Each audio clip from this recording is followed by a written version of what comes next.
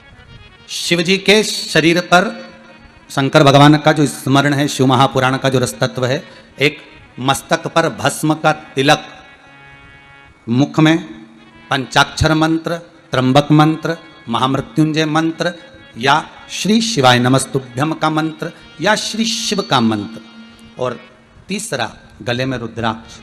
ये तीन त्रिवेणी के संगम है, ये तीन त्रिवेणी के संगम है।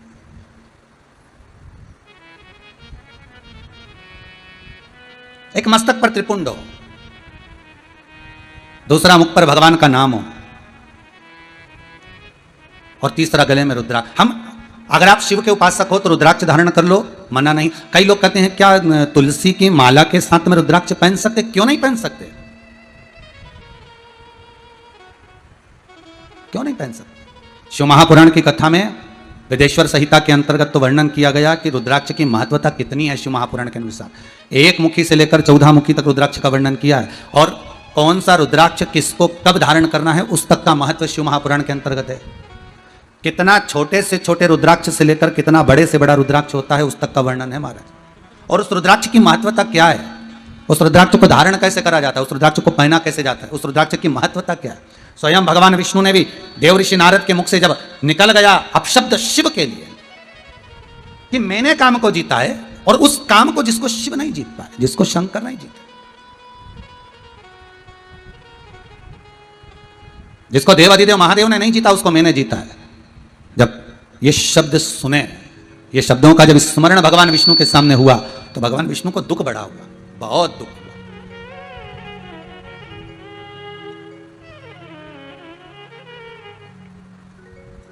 तीन पाप कर्म ऐसे हैं जिनका कभी प्रायश्चित नहीं है, जिनका कोई प्रायश्चित नहीं। 3 पाप शिव महापुराण में लिखा है, 3 पाप ऐसे हैं जिनका कोई प्रायश्चित नहीं है। इन 3 पापों का कोई प्रायश्चित नहीं हो सकता।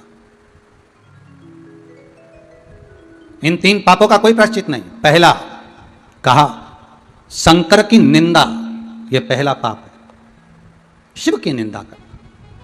और जिसने शंकर की निंदा कर दी, यह पाप एक ऐसा हो गया जिसका कोई प्रायश्चित नहीं। तुम चाहे एकादशी कर लो, चाहे प्रदोष कर लो, चाहे द्वादशी कर लो, चाहे संक्रांति कर लो, चाहे तुम दान कर लो, चाहे तुम पुण्य कर लो, चाहे तुम सत्कर्म कर लो, चाहे तुम अक्षय तृतीया कर लो, चाहे तुम्हारी मर्जी पड़े शिवरात्रि कर लो, तुम 1000 बार शंकर का स्नान करा दो, पूजन कर दो, पाठ कर दो, अर्चना कर दो, और यदि तुमने शिव की निंदा करी है तो इसका कोई प्रायश्चित नहीं। करोड़ों का भले तुम दान कर लो, पर शिव की निंदा कर करी है तो इसका कोई प्रायश्चित नहीं। दूसरा, शंकर के उपासक, शंकर के भगत, शंकर की आराधना करने वाले की निंदा, यह भी शिव को प्रिय नहीं, यह भी शंकर को प्रिय। दूसरा पाप ऐसा है, इसका भी कोई प्रायश्चित नहीं। शिव का अगर कोई भगत है, शंकर का यदि कोई अनुमोदन करने वाला है, शंकर का कोई स्मरण करने वाला है, शंकर के नाम में अगर कोई डूबने वाला है, शिव की भक्ति को अगर कोई धारण करने वाला है, शंकर के स्मरण में अगर कोई डूबा हुआ है, शंकर के अनुमोदन में कोई डूबा हुआ है, और उसकी अगर कोई निंदा करे तो भी उसका कोई प्रायश्चित नहीं है। आप 1000 दान कर लो, 1000 पुण्य कर लो, सत्कर्म कर लो, भजन कर लो, कीर्तन कर लो, नाम जाप कर लो, तुमसे मर्जी पड़े उतना तुम पुण्य कर लो तो भी उसका प्रायश्चित नहीं हो सकता। और तीसरा, शंकर के लिए धन एकाग्रित कर कर अपने ऊपर खर्च करने वाला भी, उसका कोई प्रायश्चित नहीं। शिव के नाम से, शंकर के अनुमोदन से, शंकर के स्मरण से धन को एकाग्रित कर लिया, शंकर के नाम से धन को इकट्ठा कर लिया, और उस धन को अपने परिवार पर खर्च कर रहे हो तो उसका कोई प्रायश्चित नहीं है। उसका पाप कर्म का भोग मनुष्य को कई जन्म लेकर भोग नहीं पड़ता, कई जन्म लेकर, ना जाने कितने कितने जन्म लेकर मनुष्य भोगता है, वो भोगेगा। देवऋषि नारद ने निंदा कर दी, किसकी करी है? शंकर की। एक निवेदन आप सबसे रहा है जीवन में, शिव महापुराण के अंतर्गत बार बार आपसे निवेदन करते हैं, आपको मंदिर नहीं जाना मत जाओ, आपको कथा नहीं सुनना मत सुनो, आपको शंकर का अनुमोदन नहीं करना मत करो, पर शिव की या शंकर के कोई भगत की या शिव मंदिर की कभी निंदा ना करें, कभी निंदा ना करें। कोई कह रहा था अभी 2 दिन जब बीच में कथा नहीं आई ना, तो उज्जैन से किसी का फोन था, तो वो कह रहे थे कोई कालू भाई, तो कहे गुरुजी पहले मंदिरों में इतना गंदा पड़ा रहता था, मंदिरों में कहीं पानी, कहीं कीचड़, कहीं कुछ इतना पड़ा रहता था।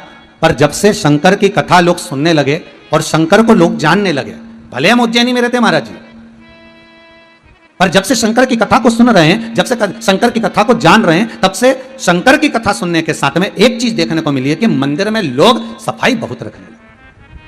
मंदिर में लोग साफ सफाई बहुत रखते हैं, और यही शिव की कृपा।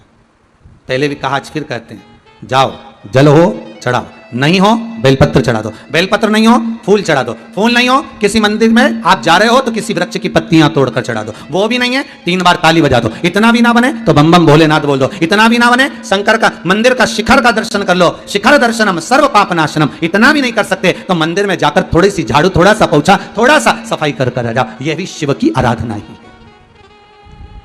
यह भी शंकर की आराधना। महाराज देव ऋषि नारद के भीतर जो अहम समाया हुआ था, उन्होंने रुद्राक्ष को फेंक दिया, और रुद्राक्ष को फेंका, भगवान विष्णु के यहां जाकर निंदा कर दी, निंदा करी भगवान विष्णु के यहां से निंदा कर जब गए, शीलनिधि राजा की कन्या का स्वयंवर था और नारद जी को बंदर का मुख लग गया। जब भगवान विष्णु को कह दिया कि आपने मुझे बंदर का मुख लगाया है, आप पृथ्वी पर जाकर जैसे मैं स्त्री के लिए रो रहा हूं, आपको भी रोना पड़ेगा। भगवान ने स्वीकार कर लिया, सब कुछ करा भगवान ने। आखिरी में नारद के भीतर का जो अहंकार था, कामदेव को जीतने के प्रति जो अहम भरा हुआ था, वो नारद का अहंकार चला गया, और नारद जी का अहंकार गया। तब नारद भगवान विष्णु से पूछते हैं कि मुझे कुछ ऐसा ज्ञान दे दीजिए जिस ज्ञान के बल पर मैं भगवान शंकर की आराधना करूं। तो शिव जी का सबसे पहला शब्द था कि सबसे पहले तुम गले में रुद्राक्ष की माला धारण करो। सबसे पहला शब्द था भगवान विष्णु का। और बड़ी प्रसन्नता की बात है साहब, जब कुबेरेश्वर धाम में रुद्राक्ष महोत्सव किया गया, सभी को रुद्राक्ष वितरण किए गए, कई लोगों ने फोन कर कर कहा, गुरुदेव ऐसी कृपा रही कि घर में रुद्राक्ष रखा हुआ था तो रोग से हम बचे रहे, इस कोरोना महामारी में हम थोड़े सचेत रहे, बचे रहे। और आप सबसे निवेदन है, प्रयास करो, कम से कम आधा घंटा नहीं तो 15 मिनट नहीं तो 10 मिनट घर के सभी सदस्य एक जगह बैठकर श्री शिवाय नमस्तुभ्यम, श्री शिवाय नमस्तुभ्यम, श्री शिवाय नमस्तुभ्यम, श्री शिवाय नमस्तुभ्यम, कम से कम 10 मिनट, 5 मिनट, 15 मिनट बैठकर भगवान शंकर का अनुमोदन करो। आप नहीं श्री शिवाय नमस्तुभ्यम बोल सकते, पंचाक्षर मंत्र बोलो, ओम नमः शिवाय, ओम नमः शिवाय, उच्चारण कर लो। ये भी नहीं कर सकते तो महामृत्युंजय मंत्र का स्मरण कर लो, वो भी नहीं कर सकते तो भीतर से गौरी शंकर का स्मरण कर लो, पर करो।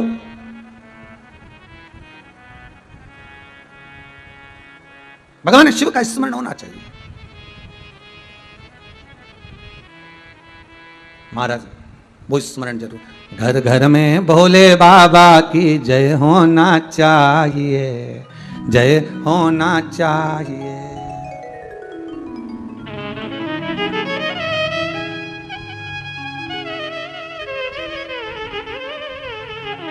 घर घर में भोले बाबा की जय होना चाहिए, जय होना चाहिए।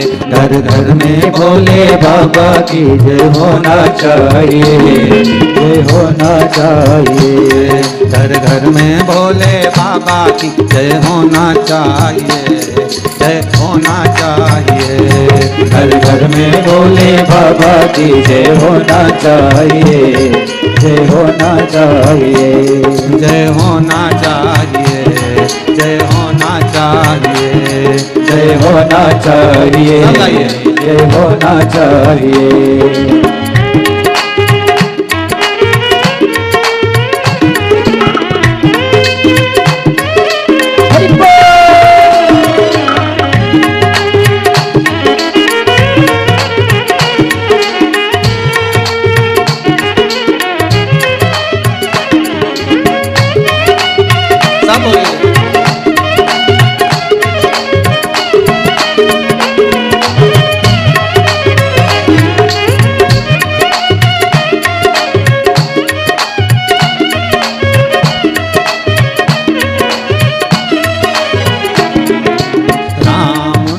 अवतार लिया रावण को मार दिया। राम अवतार लिया रावण को मार दिया। राम ने अवतार लिया रावण को मार दिया। राम अवतार लिया रावण को मार दिया। वो रावण मारने वाले की, वो रावण मारने वाले की जय होना चाहिए, जय होना चाहिए, जय होना चाहिए, जय होना चाहिए। घर घर में भोले बाबा की, घर घर में भोले बाबा की, घर घर में शंकर बाबा की, घर घर में शंकर बाबा की जय होना चाहिए, जय होना चाहिए, जय होना चाहिए, जय होना चाहिए। जय हो।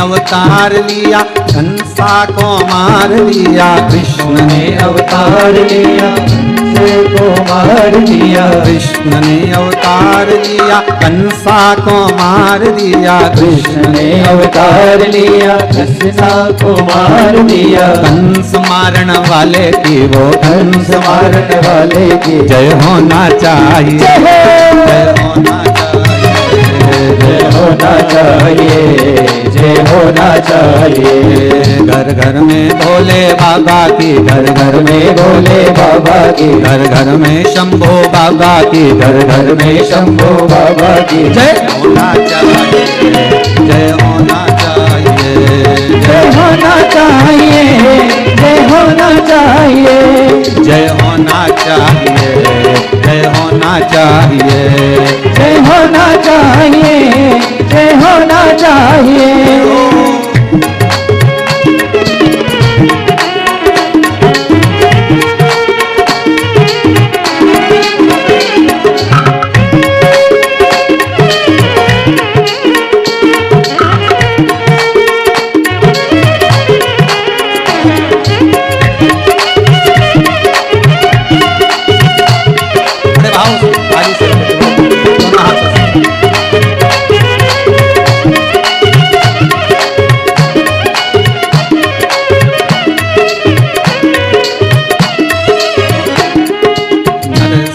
अवतार लिया हिरण्यकश्यप मार दिया। नरसिंह अवतार लिया हिरण्यकश्यप मार दिया। नरसिंह अवतार लिया हिरण्यकश्यप मार दिया। नरसिंह अवतार लिया हिरण्यकश्यप मार दिया। हिरण्यकश्यप मारने वाले को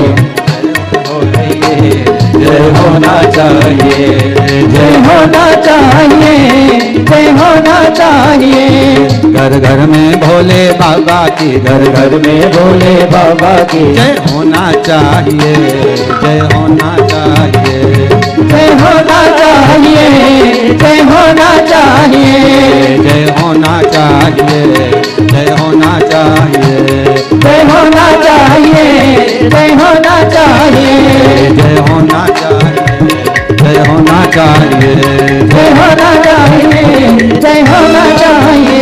हर हर महादेव। भगवान शंकर का नाम स्मरण कैसे भी हो, किसी रूप में भी हो, और शिव का स्मरण होना चाहिए किसी रूप में भी हो। भगवान विष्णु कह रहे हैं देव ऋषि नारद से, गलती है नारद आपकी। नारद, सबसे बड़ी गलती तो यह है कि आपने शंकर की निंदा करी है। दूसरी गलती यह है कि आपने रुद्राक्ष का अपमान किया।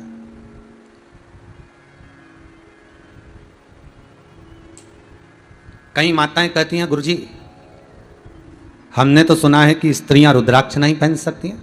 कहां लिखा है? कौन सी जगह लिखा है कि नारी स्त्री रुद्राक्ष नहीं पहन सकती? लिखा कहां है? अरे भाई, जन्म से लेकर मरे तक रुद्राक्ष अगर गले में पड़ा है तो शंकर की कृपा दृष्टि आप पर पड़ी हुई है। उलझोगे नहीं कभी संसार में कहीं। चलो अच्छा, एक भाव लिखकर रख लीजिए। आपके घर में बच्चे का जन्म हो जाए वो 1 आध साल का, 1.5 साल, 2 साल का, उसके बाद उसके गले में रुद्राक्ष पहना तो जीवन पर्यंत के लिए। और उसकी पत्रिका कैसी भी हो, भले उसकी पत्रिका में मंगल हो, राहु हो, केतु हो, शनि हो, कहीं ढैया लग रहा है, कहीं 7.5 लग रहा है, कहीं राहु वक्री हो रहा है, कहीं केतु वक्री हो रहा है, कहीं कोई दुख आ रहा है, कोई तकलीफ आ रही है, उसकी राशि में, उसकी पत्रिका में, उसके ग्रह में, उसके भाग्य में कितना भी दुख लिखा हो, एक रुद्राक्ष पटक दो उसके गले में। जीवन में शंकर की दृष्टि उस पर पड़ी रहेगी तो यह पक्का है कि उसको दुख का भान नहीं होगा। दुख का भान नहीं होगा।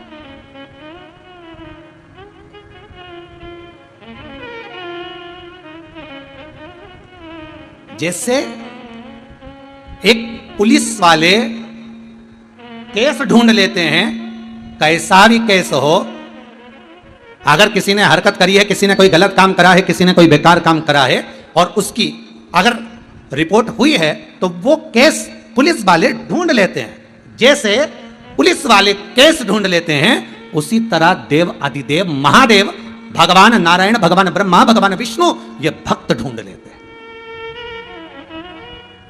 एक बार अगर रिपोर्ट हो गई, एक बार अगर रिपोर्ट हो गई तो फिर केस ढूंढ लिया उन्होंने। एक बार रिपोर्ट हुई तो केस ढूंढा, फिर वो कहीं पर भी चले जाए उसको ढूंढ कर ले आएंगे, कहीं पर भी हो उसको ढूंढ लाएंगे।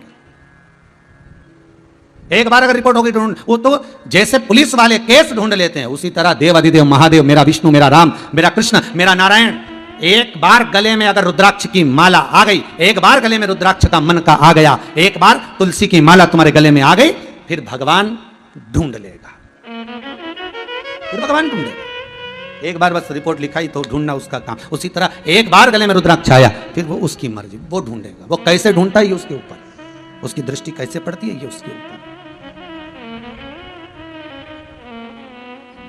तुमने गलती करी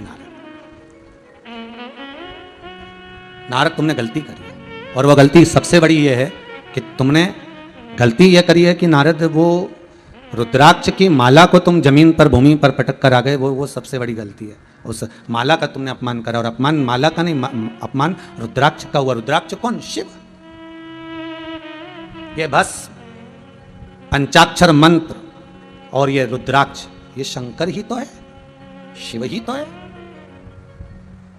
दूसरा है कहां?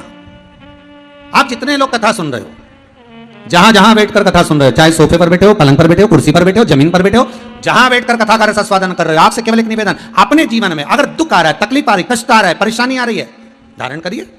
मस्तक पर भस्म का त्रिकुंड हो, गले में रुद्राक्ष का एक मन का, अगर पूरी माला भी नहीं हो तो एक मन का,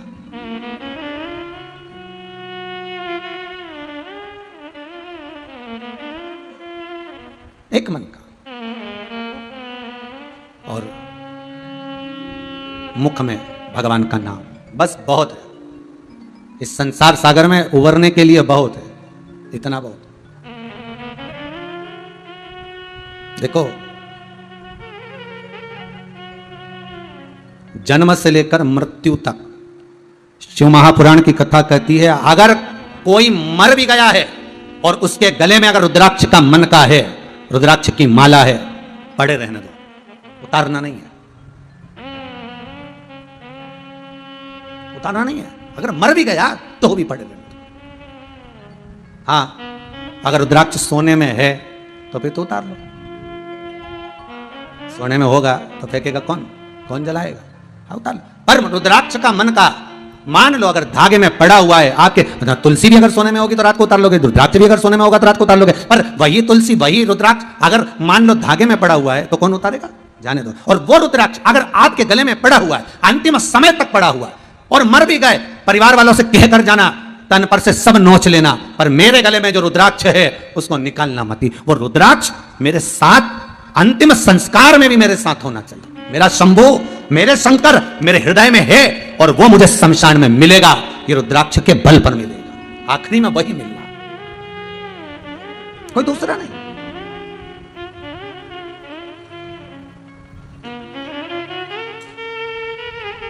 महाराज, जब भी जन्म मिलेगा सेवा करेंगे तेरे, कहते तुमसे बाबा शरण रहेंगे तेरे। जब जन्म मिले, कहते हैं शिव महापुराण की कथा कहती है, सुंदर भाव लिंग पुराण का वर्णन करता है, स्कंद पुराण कहती है रुद्राक्ष छाती पर हृदय पर है, और अंतिम संस्कार भी अगर हो गया है, वो रुद्राक्ष का बल इतना प्रबल होगा कि मृत्यु लोक से छुड़ा देगा, फिर परमात्मा के धाम में पहुंचा देगा, फिर जन्म नहीं होने देगा। वो रुद्राक्ष की महत्व बताएंगे। रुद्राक्ष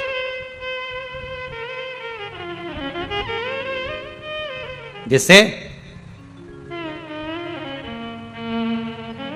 एक चक्षु नारियल, एक अक्षु नारियल, श्रीफल, त्रिचक्षु एक चक्षु, श्रीफल लिखा हुआ नारियल। नारियल में पीछे की ओर जहां से जटा होती है और पकड़ के जहां से फोड़ते हैं नारियल को, उस जटा के पास में 3 छिद्र होते हैं। शंकर भगवान को पूर्णता में देने वाला और शंकर भगवान के द्वारा संकट हरने वाला एक फल, वो कहलाता श्रीफल। आपको पशुपति व्रत में कहा था कि पशुपति व्रत में उद्यापन में ना तो आपको ब्राह्मण का भोजन कराना है, उद्यापन में ना कोई जोड़ा जिमाना है, उद्यापन में एक काम करना है। क्या बताया था कि शंकर भगवान को 108 बेलपत्र समर्पित करना। जब पशुपति व्रत आपके पूर्ण हो जाए, 5 सोमवार पूरे हो जाए, 108 बेलपत्र समर्पित कर देना। बेलपत्र नहीं हो तो 108 चावल के दाने समर्पित कर देना। वो ना बने 108 सफेद फूल समर्पित कर देना। 108 सफेद फूल भी नहीं हो, मूंग समर्पित कर देना। जो तुम्हारे पास में हो 108 वो समर्पित कर देना, और फिर एक श्रीफल नारियल लेना, उस पे 11 रुपए रखकर शंकर जी के मंदिर में शिव जी को समर्पित कर देना। यह उद्यापन हो गया पशुपति व्रत का। उस श्रीफल में, उस फल में, उस नारियल में 3 नेत्र होते हैं। नारियल का जहां जटा होती है, जहां से पकड़कर फोड़ते हैं, उसके उधर देखेंगे 3 नेत्र मिलेंगे, 3 छिद्र मिलेंगे। वो 3 चक्षु हैं, शंकर के 3 नेत्र हैं वो। और कितना सुंदर लिखा है महाराज। स्कंद पुराण के अंतर्गत वर्णन किया है, भविष्य पुराण के अंतर्गत स्मरण किया है। एक चक्षु नारियल मतलब 10,000 नारियल में एक नारियल ऐसा होता है, एक श्रीफल ऐसा होता है जिसके 3 नेत्र की जगह 1 नेत्र होते हैं। कितने नेत्र होते हैं? 1 नेत्र। जितने भाई बहन सुन रहे हैं बड़े ध्यान से सुनना महाराज। श्रीफल जो नारियल आप कलश पे रखते हो, जो नारियल आप मंदिर में ले जाते हो, पूजन करते हो, तो 3 चक्षु नारियल, 3 नेत्र वाला नारियल, अर्थात नारियल की जहां जटा होती है वहां उसके 3 नेत्र होते हैं, 3 चक्षु होते हैं। और 1 चक्षु वाला, 1 नेत्र वाला 10 से 15,000 श्रीफल में, नारियल में एक नारियल ऐसा होता है जिसका 1 नेत्र होता है, उसमें 3 नेत्र नहीं होते, एक चक्षु होता है। तो महाराज शिव पुराण कहती है, स्कंद पुराण कह रही है कि एक चक्षु जो नारियल होता है उसको शुक्रवार का जब प्रदोष पड़े, जिसको कहते हैं शुक्र प्रदोष। कौन सा प्रदोष होना चाहिए? शुक्रवार का प्रदोष। तो शुक्रवार के प्रदोष वाले दिन उस नारियल को एक बेलपत्री के साथ में महाराज अंदर तिजोरी में या अलमारी में, या आपकी जहां बरकत होती है, दुकान का जहां व्यापार व्यवसाय चलता है, अलमारी होती है या गुल्लक होती है या तिजोरी होती है या अलमारी होती है, उसमें उसको रख दिया जाता है। कब रखना है? शुक्रवार का प्रदोष के दिन। और शुक्र प्रदोष के दिन उसको रखने के बाद में दूसरा दिन, अर्थात शुक्र प्रदोष के दिन रख दो और शनिवार के दिन उसको निकाल लो। और निकालने के बाद उसको पूरे घर में घुमाने के बाद में श्री गणेश जी के मंदिर में, जो भी तुम्हारे घर में, तुम्हारे गांव में, तुम्हारे नगर में जो गणेश जी का मंदिर हो, उस मंदिर में ले जाकर उसको रखी आइए। वहां से मात्र 1 दुर्बा लेकर आइए, गणेश जी महाराज की चढ़ी हुई केवल 1 दुर्बा। और उस दुर्बा को दरवाजे की देहली पर छुलाकर उस दुर्बा को अपनी अलमारी में, अपनी तिजोरी में उसी दिन रख दो जिस दिन लेकर आयो महाराज। कभी जिंदगी में लक्ष्मी की कमी नहीं आ सकती, पर होना चाहिए 1 चक्षु नारियल। कभी संपदा की कमी नहीं आ सकती, कभी आप नीचे की ओर नहीं जा सकते, आप उन्नति की सीढ़ी पर ही चढ़ोगे। अगर नहीं बढ़ो, आगे ही बढ़ो। 1 चक्षु नारियल, 1 चक्षु नारियल हो तो जीवन का आनंद सुख। तो उसी तरह शंकर को पाना, शिव का स्मरण करना या शंकर का अनुमोदन करना। पहले की कथा में, सुमानी जी वाली कथा में भी कहा था, शिव महापुराण अगर आप सुन रहे हो, आपकी चित्तवृत्ति में अगर शंकर की कथा आ गई और वो शिव पुराण आपके भीतर अगर पहुंच रही है तो आप इस शिव पुराण का जगत में कह भी सकते हो कि शंकर की वो कथा में हमने ये सुना है और उससे ये फल है, उसका ये आनंद है, उसको श्रवण करो।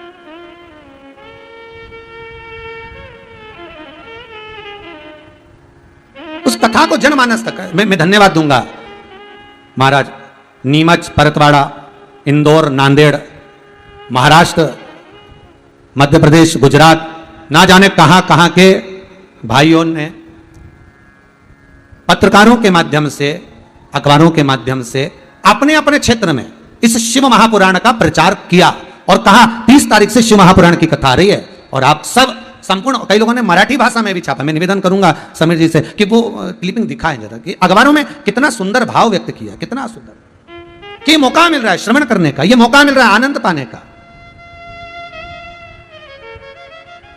और इन सारे अखबार वालों को और जितने मीडिया वाले, इन सबको साधुवादता है मेरी, बहुत बहुत धन्यवाद, बहुत बहुत साधुवाद। भारत अपने अपने क्षेत्र में कथा सुनो, श्रवण करो और अपने जीवन में उतारो, श्रवण करो और अपने जीवन में आनंद पाओ। महाराज एक चक्षु नरियल हो और वो एक चक्षु नरियल जिसके एक नेत्र हो और वो नरियल अगर शुक्रवार की प्रदोष हो और प्रदोष काल में उसको अलमारी में, तिजोरी में रखा जाए बेलपत्र के साथ, और उसी श्रीफल को दूसरे दिन गणेश जी के मंदिर में संपूर्ण घर में व्यापार में घुमाकर रखा जाए, वहां से मात्र एक दुर्वा लाकर रखी जाए, कभी संपदा की कमी नहीं आ सकती। ये उसी तरह जैसे किसी व्यक्ति को रोग हो गया और बहुत रोग होने के बाद दवाई चल रही है, औषधि चल रही है, पर रोग समाप्त नहीं हो रहा, तो ये एक चक्षु जो नरियल होता है, इस एक चक्षु नरियल की जो जटा होती है, इस जटा को निकालकर इसको जलाकर इसकी राख तैयार कर कर इसकी भस्म बनाकर शंकर भगवान पर भौम प्रदोष के दिन, सोमवार की प्रदोष पड़ने वाले दिन अगर शिव जी के शिवलिंग का लेपन करा जाता है तो कहते हैं उस लेपन का थोड़ा सा भाग, थोड़ी सी भस्म लाकर बीमार व्यक्ति के हृदय पर लगा दी जाती है तो वो रोग से मुक्त होता है, उसको रोग नहीं गिरता। इस एक चक्षु नरियल देवर्षि नारद आपने गलती करी है। नारद जी बोले मैंने गलती करी? हाँ। क्या गलती हो गई मुझसे? गलती नारद जी आपने ये करी कि पहले तो शंकर की निंदा कर दी। ओहो। देवर्षि नारद बोले इसीलिए आपने मेरा सम्मान नहीं करा। भगवान विष्णु बोले ऐसा तो हो नहीं सकता कि मैंने सम्मान नहीं करा, सम्मान तो करा, पर अहंकार इतना समाया हुआ था, अभिमान इतना समाया हुआ था कि सम्मान आपको सहन नहीं हुआ।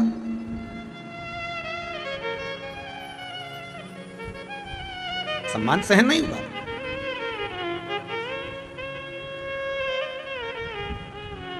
नारद भगवान को पाने का सबसे सुंदर तरीका है कलयुग केवल नाम आधारा, सुमर सुमर नर उतरहि।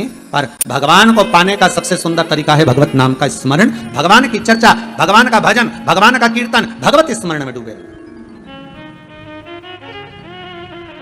आज जमशेदपुर में बैठकर सिन्हा परिवार अगर कथा का रसास्वादन करा रहा है, पूरा सिन्हा परिवार, फिर कहूंगा एक पीढ़ी नहीं, 7 पीढ़ी नहीं, उज्जैनी में ऋण मुक्तेश्वर महादेव की दीवार पर बड़ा बड़ा पत्थर से खुदा हुआ लिखा है कि शंकर की शिव महापुराण की कथा, शंकर की कथा 71 पीढ़ी को तार देती है, एक पीढ़ी नहीं। ना जाने कितनों को, और आप जितने लोग श्रवण कर रहे हैं, जितने लोग इस कथा को सुन रहे हैं, धन्यवाद आपको, बहुत बहुत साधुवाद जो आप इस कथा को अपने हृदय में उतार रहे हो, ना जाने कितनी पीढ़ी को तार रहे हो। ये कृपा है, ये करुणा है उस विश्वनाथ की, करुणा उस। नारद तुमने गलती तो करी है। नारद बोले इसलिए शायद आपने मेरा सम्मान नहीं करा। भगवान बोले मैंने तो सम्मान दिया था पर अहंकार इतना बड़ा था कि सम्मान दिखे कहां। भक्ति हो तो भगवान दिखे।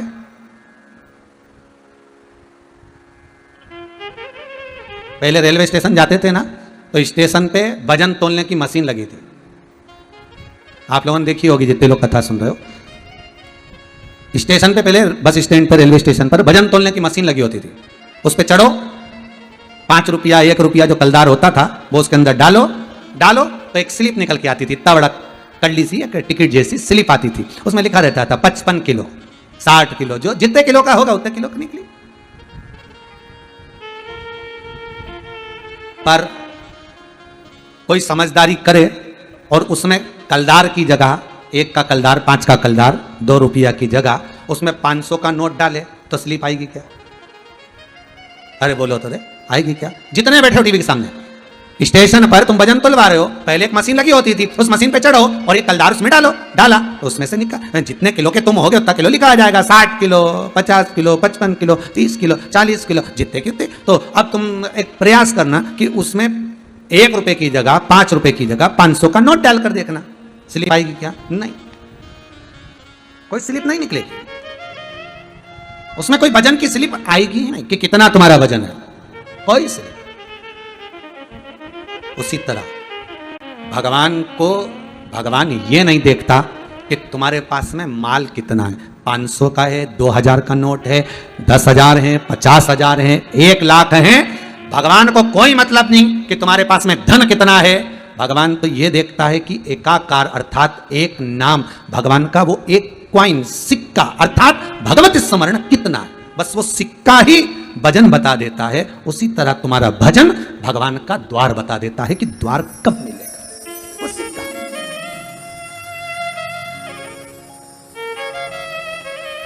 मात्र एक सिक्का वो दिखा देता। नारद तुमने गलती करी। नारद जी बोले मैंने गलती, हाँ आपने मेरा सम्मान, भगवान बोले सम्मान तो किया था, पर अहंकार के कारण सम्मान नहीं दिखा, वो सम्मान नजर नहीं आया आपको। ओहो प्रभु, मैंने आपको श्राप दे दिया, आप मनुष्य बनकर इस मृत्यु लोक में आओगे और आपको भी स्त्री के लिए अर्थात अपनी पत्नी के लिए रोना पड़ेगा। भगवान कह रहे हैं देव ऋषि नारद, ये तो सब कर्मों का भोग है जिसको भोगना पड़ेगा, इसको भोगना है। ये कर्मों का भोग है, ये हमारे मस्तक पर, हमारे सिर पर ये ऋण है जिसे चुकाना पड़ेगा। एक ऋण तो मेरे राम जी के मस्तक पर भी था जो उनको कृष्ण अवतार में आकर चुकाना पड़ा। एक ऋण तो मेरे राम जी के मस्तक पर भी रह गया था। कब? जब बन जाते समय माता जानकी को प्यास लगने लगी, सीता जी बिलखने लगी, मां जानकी के मुख से निकल गया, प्रभु बहुत प्यास लगी, मुझे बहुत प्यास लग रही है प्रभु। राम जी बोले जलाशय तो कोई पास में दिख नहीं रहा, मेरे नजदीक में कोई पानी का केंद्र, कोई पानी का स्थान, कोई तालाब, कोई सरोवर, कोई कुंड, कोई झरना नजर नहीं आ रहा। आज सीता जी बोली प्रभु आपको वहां चलना चाहिए ना, तो जहां पानी हो ना उसके पास पास से चलना चाहिए, कम से कम पीने को तो मिल जाए। पानी नहीं मिल रहा, तड़प रही थी। वहीं पर एक मोर नाच रहा था, मोर नाच रहा है। राम जी ने हाथ जोड़कर मोर को बुलाया, प्रभु ए मयूर देव आइए। मोर दौड़ कर आया, प्रभु क्या आज्ञा है, क्या आज्ञा है प्रभु। राम जी बोले मोर, हे मयूर, जानकी जी को प्यास लगी है, हमें पानी दिख नहीं रहा, आप उड़ते हो, ऊंचा बैठ जाते हो, आप सब दूर वन में जंगल में विचरण करते रहते हो, हे मयूर देव, हे मोर, आप बताओ ना पानी कहाँ है। मोर बोला प्रभु थोड़ी दूर पर पानी है, आप चलो मेरे साथ, मैं आगे आगे चलता हूं, आप मेरे पीछे चलो। राम जी बोले ठीक है, पर मोर ने कहा चलने में दिक्कत आई। राम जी पूछे वो कैसे। मोर बोला प्रभु चलने में यह दिक्कत आएगी कि आप तो पांव से चल लोगे, पर मुझसे इतना चला नहीं जाएगा क्योंकि मेरे पंख इतने बड़े हैं, इतना मैं चल नहीं पाऊंगा। तो राम जी बोले क्या चाहते हो। मोर बोला एक काम करता हूं, मैं उड़ उड़ के चलूंगा और तुम पैदल पैदल चलो। भगवान बोले ठीक है। तो मोर बोला प्रभु चल तो दोगे, पर मुझे एक बात बताओ, अगर मैं ज्यादा तेज उड़ गया और चले गया कहीं, फिर तुम्हें रास्ता कौन बताएगा, इसलिए एक काम करता हूं। भगवान बोले वो क्या। मोर बोला रास्ता मैं बताऊंगा, जहां जहां पर मेरा पंख गिरा पड़ा दिखे उसी रास्ते से तुमको आगे बढ़ते हुए आना। राम जी बोले ठीक है। मोर चलता गया, उड़ता गया, पंख गिरते गए, राम जी चलते गए। राम जी के मन में आया, मेरे पिता श्री दशरथ जी महाराज और मेरे गुरु बाबा ने बताया था कि मोर के पंख झड़ने का, पंख गिरने का भी एक समय होता है, एक महीना होता है, एक समय होता है, एक तिथि होती है। मोर के पंख झड़ने का भी एक समय होता है। और यदि मोर अपने पूरे पंख उस समय में ना झड़ाए और उसके पहले अगर झड़ा देता है तो मोर मर जाता। राम जी को लगा ये मोर मुझे रास्ता दिखाने के लिए अपने पंख गिराता गिराता गिराता गिराता जा रहा है, और सरोवर के नजदीक मोर पहुंचा। तन पर एक पंख नहीं था मोर के, और मोर सीता जी ने पानी पिया, मोर के पास आई। राम जी ने देखा मोर के प्राण छूट रहे हैं। राम जी ने कहा, मयूर तुम्हारे पंख तो एक समय पर झड़ते हैं, तुमने पूरे झड़ा दिए, अब तो तुम मर जाओगे। मोर कहता है, प्रभु क्या हुआ, पर पानी तो पिला दिया। प्रभु अगर पंख झड़े तो झड़ जाए, पर मैंने आपको पानी तो पिला दिया ना, आप भूखे तो नहीं हो। और परमात्मा को अगर मैं पानी नहीं पिलाता, मां जगत जननी को अगर पानी नहीं पिलाता, तो मेरा जीवन बेकार था। प्रभु मोर अपने प्राणों को त्याग रहा है। राम जी कहते हैं, मोर चिंता मत करना, तेरा कर्ज अदा करने के लिए ये राम एक अवतार और लेगा, कृष्ण अवतार लूंगा। और जैसे तूने मोर पंख मेरे चरणों में पटका है, रास्ता दिखाने के लिए उस मोर पंख को मैं मस्तक पर लूंगा। केवल तेरे कर्जे को चुकाने के लिए राम आएगा, केवल तेरा कर्जा चुकाने के लिए राम को एक कृष्ण अवतार लेना है। ऋण चुकाने के लिए मैं अवतरित होऊंगा। अरे रावण तो बहाना था साहब राम जी को आने का, रावण तो बहाना है। मेरे राम चाहते तो रावण को कब का मार देते, मेरे शंकर चाहते तो रावण कब मर जाता, ब्रह्मा जी चाहते तो रावण मर जाता। रावण को मरने में देरी नहीं लगती, पर राम को आने का सबसे बड़ा कारण था कि कर्जा चुकाना था। उधर शबरी अम्बा रोज बुआरी काटती थी, शबरी अम्बा रोज झाड़ू लगाती थी, रंगोली डालती थी, सेज बिछाती थी। तो राम को तो आना पड़ेगा, क्योंकि शबरी के लिए, और शबरी के लिए आने से पहले राम को आना पड़ेगा, मेरे कृष्ण को आना पड़ेगा। उसके आने का एक कारण है, हर अवतार का कोई कारण होता है। कोई कहे कि कंस को मारने के लिए भगवान कृष्ण प्रकट हुए, नहीं नहीं नहीं, भगवान कृष्ण को अगर प्रकट होना था, कर्ज चुकाने के लिए प्रकट हो गए कि यह मोर पंख मुझे मस्तक पर धारण करना, ये मोर पंख मुझे लेना, चुकाना है, लेकर जाना तो चुकाना। मेरे जल पिया है, तूने मार्ग दिया, कृष्ण अवतार लूंगा, द्वापर में आऊंगा, तेरा साथ निभाऊंगा, चिंता ना करना। तेरे पंख झड़ गए, दुख है, कृष्ण अवतार में मैं खुद मोर नृत्य करूंगा। करा, मोर कुटी पर जाकर मेरे भगवान कृष्ण ने मोर नृत्य करा। तो भगवान विष्णु क्या गलत कर रहे हैं देवर्षि नारद को? शिव महापुराण की कथा कहती है, कथा का आज प्रथम दिवस है, नारद जी के चरित्र से इस कथा को प्रारंभ करा है। पूरी कथा में 7 दिन में रुद्राक्ष का महत्व, भस्म का महत्व और भगवान के मंत्र का महत्व, इस त्रिवेणी संगम को लेकर ये पूरी 7 दिन की कथा करेंगे। एक एक भस्म का चरित्र स्मरण करेंगे कि कौन सी भस्म शंकर को कब चढ़ाना चाहिए और उसको कहां लगाना चाहिए। अगर घर में रोग आ गया तो भस्म कौन सी लगाना है, बुखार ज्यादा आ गया तो भस्म कौन सी समर्पित करें, लीवर किडनी गड़बड़ हो गया कौन सी भस्म शिव जी को चढ़ाई जाए, उस भस्म को कैसे लिया जाए, कैसे धारण किया जाए। कैंसर जैसा रोग भी हो गया तो भस्म शंकर को कैसे चढ़ाकर उस स्थान पर लगाई जाए जहां पर कैंसर हुआ है, उस भस्म का। किसी गठान हो गई शरीर में, वो गठान को गलाने के लिए भस्म कैसी शिव को समर्पित करना चाहिए, वो कौन सी भस्म शंकर को चढ़ाई जाए और गठान पर लगाई जाए कि गठान गल जाए, समाप्त हो जाए बिना औषधि के। शिव महापुराण में एक एक वर्णन, स्कंद पुराण में, लिंग पुराण में, नर्मदा पुराण में एक एक वर्णन आता है। पूरी कथा में ये जो सिन्हा परिवार जमशेदपुर से जो कथा करा रहा है, इसमें पूर्ण तरह से ये त्रिवेणी संगम को लेकर चलेंगे, रुद्राक्ष, भस्म और प्रभु का मंत्र जाप स्मरण, समझे उसको। इसलिए आज कथा में पहले दिन तो हमने रुद्राक्ष का थोड़ा सा महत्व, थोड़ा सा भस्म का महत्व, कि नारियल की जटा, एक चक्षु नारियल की जटा की उस भस्म का क्या फल है, थोड़ा सा।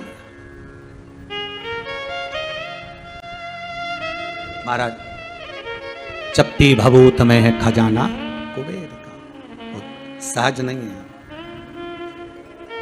शमशान की राख, शमशान की जरा सी राख कपड़े पे लग जाती है, तन पे लग जाती है तो घर आकर नहाना पड़ता है, कपड़े को धोना पड़ता है।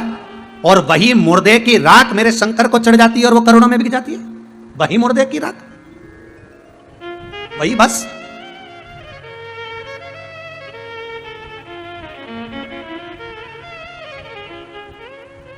वो साधारण नहीं, वो सरल नहीं महाराज।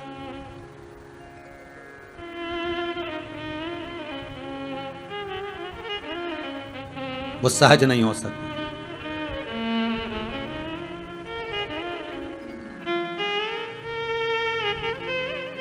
उसको पहचाने, उसको जाने। आज मेरे भोले का सारा जग ही दीवाना है आज मेरे भोले का, सारा जगत दीवाना है आज मेरे भोले का, सारा जगत दीवाना है आज मेरे भोले का, सारा जगत दीवाना है। बिना मांगे मिले सब कुछ, बिना मांगे मिले सब कुछ, ऐसा अजब ठिकाना है। बिना मांगे मिले सब कुछ, ऐसा जब ठिकाना है आज मेरे भोले का, सारा जग ही दीवाना है आज मेरे भोले का, सारा जगत दीवाना है। ताली सेवा देते हुए जय हो, आओ ताली सेवा देते हुए अलमस्त होकर आनंद।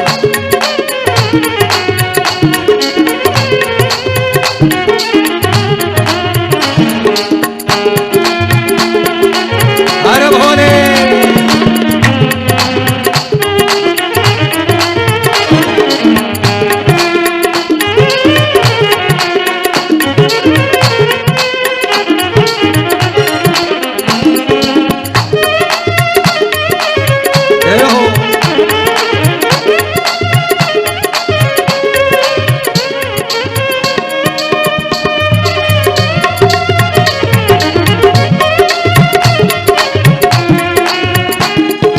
बाबा ऐसा दानी है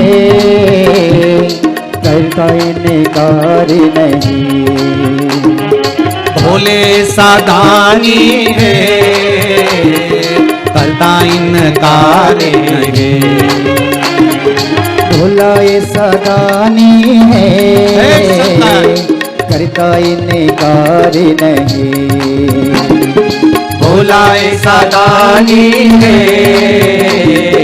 करता इनकार नहीं, जो भी मांगो मिल जाए, जो भी मांगो मिल जाए, ऐसा खुला खजाना है जो भी मांगो मिल जाए, ऐसा खुला खजाना है। हर भोले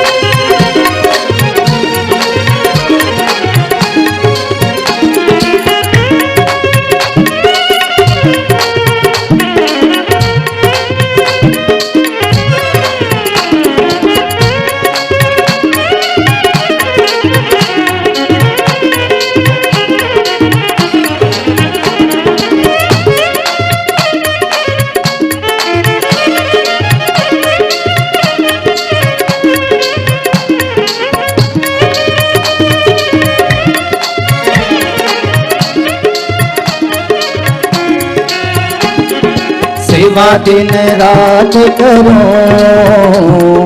हर पल हर एक क्षण हो, सेवा दिन रात करो हर पल हर एक क्षण, सेवा दिन रात करो हर पल हर एक क्षण हो, सेवा दिन रात करो हर पल हर एक क्षण, मैं भी तेरा बन जाऊं, मैं भी तेरा बन जाऊं, तुझे अपना बनाना है, मैं भी तेरा बन जाऊं, मुझे अपना बनाना है। आज मेरे भोले का सारा जगत दीवाना है। आज भोले बाबा का सारा जगत दीवाना है। बिना मांगे मिले सब कुछ, बिना मांगे मिले सब कुछ, ऐसा अजब ठिकाना है। बिना मांगे मिले सब कुछ, ऐसा जब ठिकाना है। आज भोले बाबा का सारा जगत दीवाना है। आज भोले बाबा का सारा जगत दीवाना है। हर हर महादेव।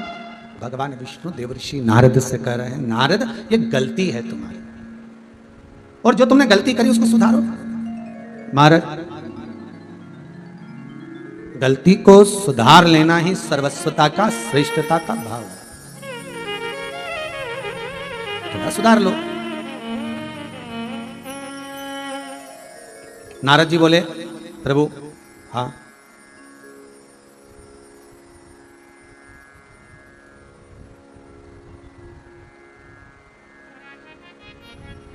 मेरी गलती क्या है? भगवान विष्णु बोले, सबसे बड़ी गलती तो निंदा। आप सबसे भी निवेदन है, जितने कथा को श्रवण कर रहे हो, करबद्ध निवेदन है, प्रयास करना शंकर की कभी निंदा ना करना, या शंकर का कोई भगत हो, शिव का कोई उपासक हो, शंकर का कोई अनुमोदन करने वाला हो, शिव स्मरण करने वाला हो, शंकर का स्मरण कराने वाला हो, उसकी भी कभी निंदा ना करना। करबद्ध निवेदन। सबसे बड़ी गलती तो यह है कि नारद जी आपने निंदा कर।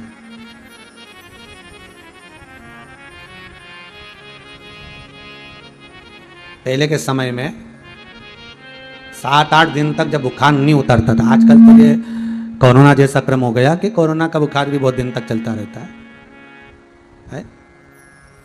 पर पहले के समय में जब 7-8 दिन तक बुखार नहीं उतरता था ना, तो डॉक्टर के पास जाते थे और डॉक्टर से जाकर कहते थे, डॉक्टर से जाकर निवेदन करते थे, साहब देखना जरा, 8 दिन हो गए बुखार नहीं उतर रहा, देखो जरा 8 दिन हो गए। फिर डॉक्टर साहब एक दवाई देते थे, 4-5 गोली, 5, और एक पुड़िया में ऐसा बांध बुंदा के दे देते थे हॉस्पिटल में से। और पहले की बात बता रहे, गोली खा लेना, रजाई ओढ़ के, कम्बल ओढ़ के सो जाना, और पसीना निकल जाना चाहिए। पसीना निकल जाएगा, बुखार अरे बोलो तो जम के उतर जाएगा। पहले की बात है।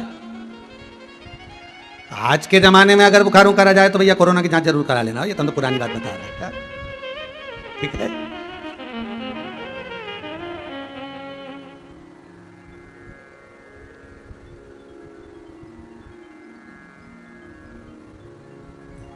एक मैसेज में कहीं लिखा हुआ था, पति और पत्नी के गुस्से में क्या अंतर है?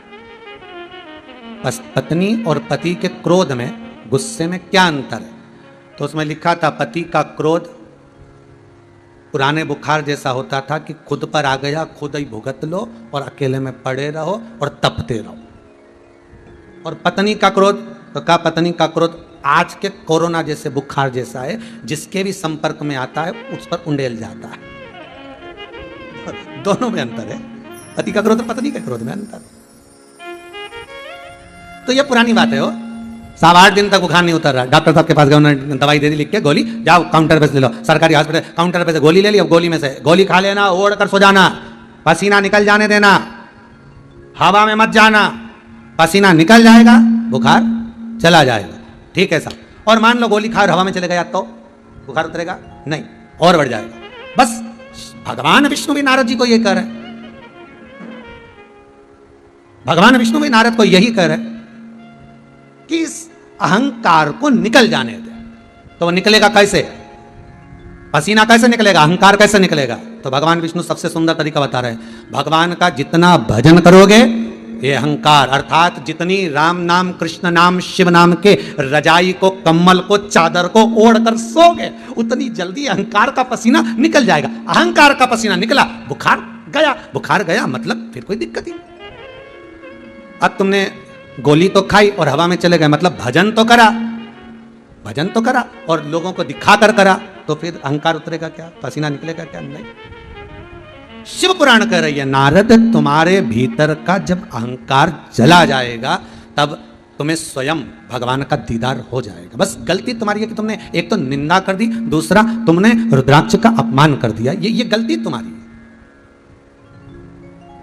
इन गलती से तुम संवर नहीं पा रहे, इन गलती से तुम सुधर नहीं पा रहे,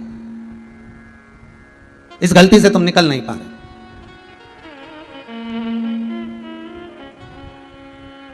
नारद जी बोले प्रभु आप बताओ क्या करना है। भगवान बोलते हैं ठीक है, एक काम करो, सबसे पहले तो रुद्राक्ष की माला पहन लो। देव ऋषि नारद मन में सोचे कि अभी हाल छोड़कर आया था और फिर रुद्राक्ष की माला वापिस पहन लो, ये कहाँ का तरीका है? फिर याद रखना बहुत अच्छी तरह से, बहुत ध्यान देना महाराज, जिस चीज का अहंकार होता है सबसे पहले वही छूट जाती है। नारद जी जिस माला का अपमान करे थे, नारद जी को वही माला वापिस पहनना पड़ा, वही माला नारद वापिस पहना, वही माला। ठीक है, तो नारद जी बोले, नारद जी के मुख से शब्द निकला। नारद जी ने भगवान विष्णु से कहा प्रभु अब जो माला मैंने फेंकी थी, जो माला मेरी गिर गई थी, जो मैं शंकर जी के दरवाजे पर फेंक कर आया था, जिस माला को महाराज, जिस माला को मैंने फेंका था वो माला जो गिरी थी वो माला प्रभु उसको तो नंदी ने उठा लिया और नंदी ने उठाकर उस माला को शंकर जी को दे दिया। अब वो माला तो मुझे मिलने वाली नहीं है, तो करा क्या जाए? जो माला हमें मिली उसका हमने सम्मान नहीं करा, हमने उसका सम्मान नहीं कर पाए, हम उसका आदर नहीं कर पा रहे, हम उसका सत्कार नहीं कर पाए। वो माला जो गिरी, फिर भगवान कहते हैं नारद एक काम करो, तुम जाओ बेल पत्र के वृक्ष के नीचे बैठकर अखंड अखंड भगवान शंकर के नाम का स्मरण करिए, अखंड करिए। तुम जाओ बेलपत्री के वृक्ष के नीचे बैठना और शिव जी के नाम का स्मरण करना। ठीक है, नारद जी गए। सबसे पहले नारद चंद्रभागा नदी के तट पर जाते हैं और चंद्रभागा नदी के तट पर जाकर भगवान शिव का स्मरण करते हैं।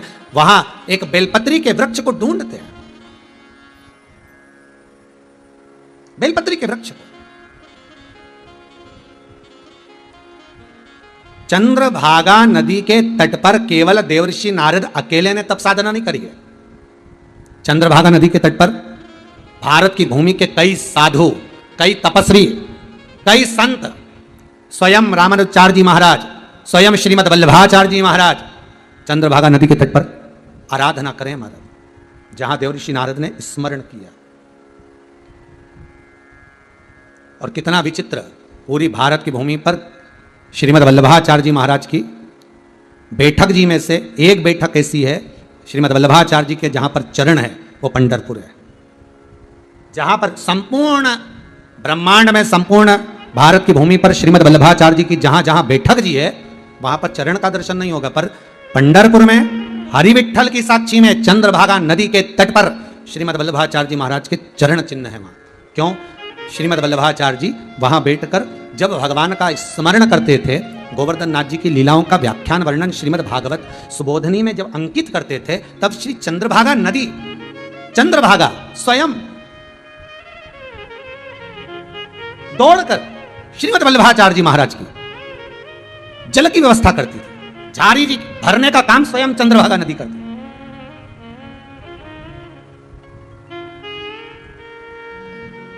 हमारे हिंदू धर्म में ये जो तीर्थवन बने हैं ये कोई ऐसे ही नहीं बन गए साहब। एक कथा प्रसंग में आता है,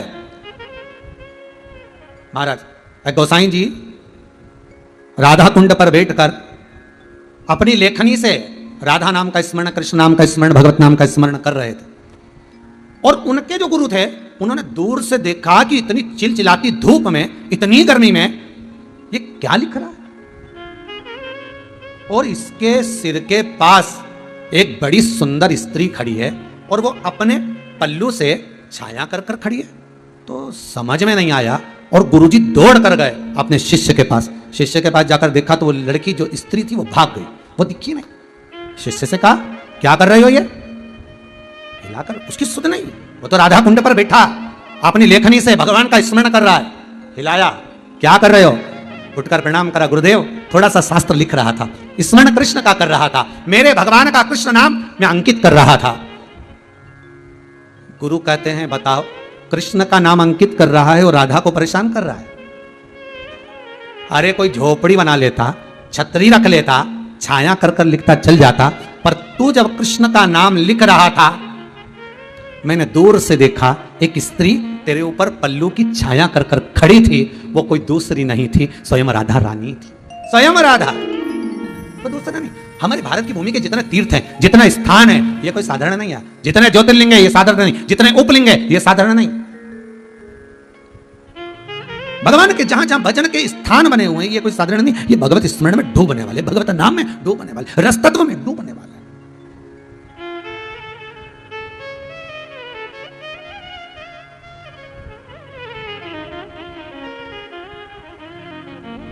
जाइए, बेलपत्री के पेड़ के नीचे बैठो, तब साधना करो।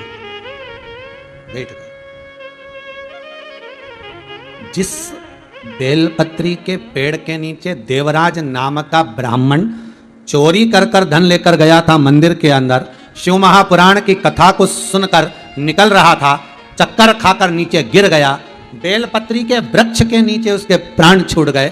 तो शंकर भगवान नंदी लेकर आए और इस चोर को नंदी पर बिठाकर कैलाश लेकर गए। कितना महत्व है बेलपत्री के वृक्ष, कितना महत्व।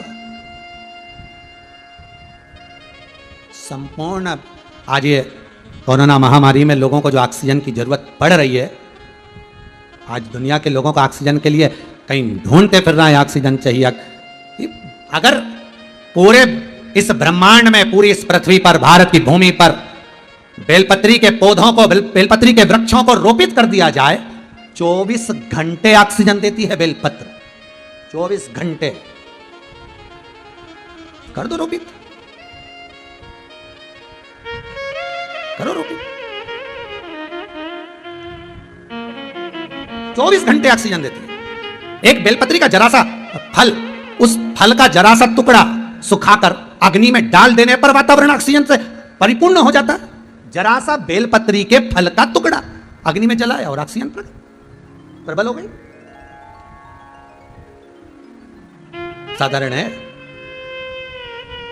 आगे कथा में अपन सुनेंगे, एक बेलपत्री का पौधा लगा देना, एक बेलपत्री का वृक्ष लगा देना, 1 लाख शिव मंदिर के निर्माण करने के बराबर है।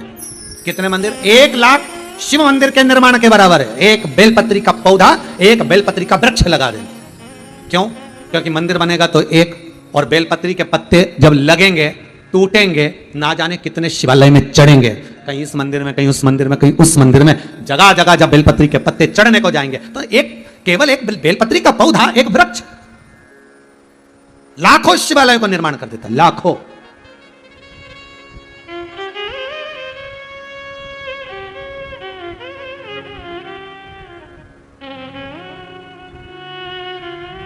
अरे भाई,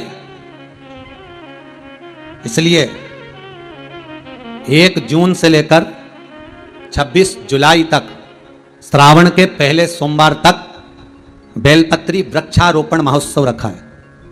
आप भी अपने अपने गांव में, अपने अपने नगर में, अपने अपने शहर में बेलपत्री के पौधे को रोपित कर